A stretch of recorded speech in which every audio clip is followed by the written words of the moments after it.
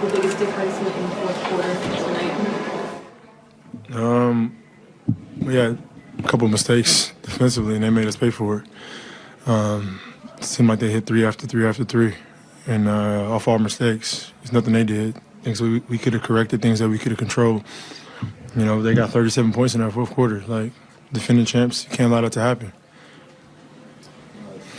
Talk about how they want you to kind of be like the scorer you were in Houston rather than like Who said that? Doc. Oh, yeah. Like he wants you to be a scorer rather than like a playmaker a lot more. Just tonight, do you feel like that was kind of a step forward? Like Yeah, definitely. Just being aggressive and not really worried about, anything but being aggressive.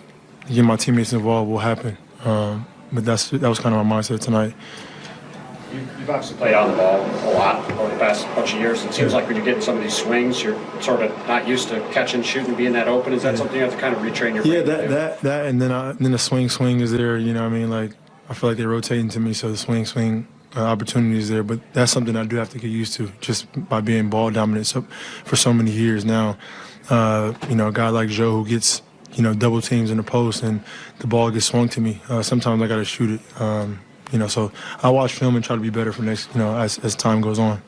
James, what was your angle on the Giannis block? Did you think it was a goaltend live? I didn't see it. I'm sure they went to go review it, so I'm sure they got it right. Hopefully. On the concept of being aggressive, Doc mentioned that you guys had a good talk today. Just how did that conversation go from your perspective, and maybe how much did that play into kind of the way you came out?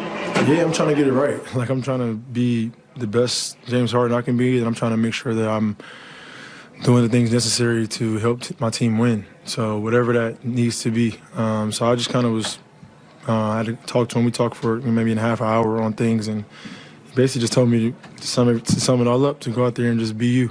And that was kind of my mindset today. So it felt good just to have that confidence from Doc and, from here on out.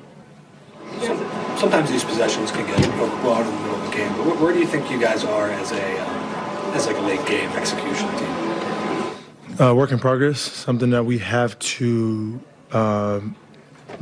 be detailed on and focus on, and which is Doc. Some of the things that Doc has been preaching these last few weeks. It seemed like the last two teams we played, execution in the fourth quarter was, top tier, and that's where we need to be. Basically in the entire game, because in the postseason, possessions can come down to one play. So try to be as detailed as possible for 4 quarters and to give ourselves the best chance. Take one more. Yeah, and kind of go off of that, just you had the unique, you played both teams that were in the finals last year, back-to-back games, just when you kind of step away from these two, like, what are the biggest... Great test for us, great.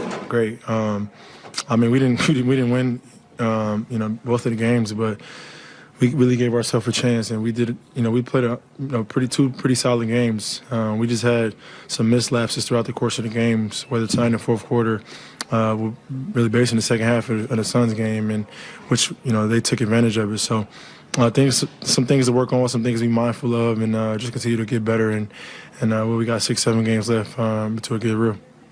Thanks.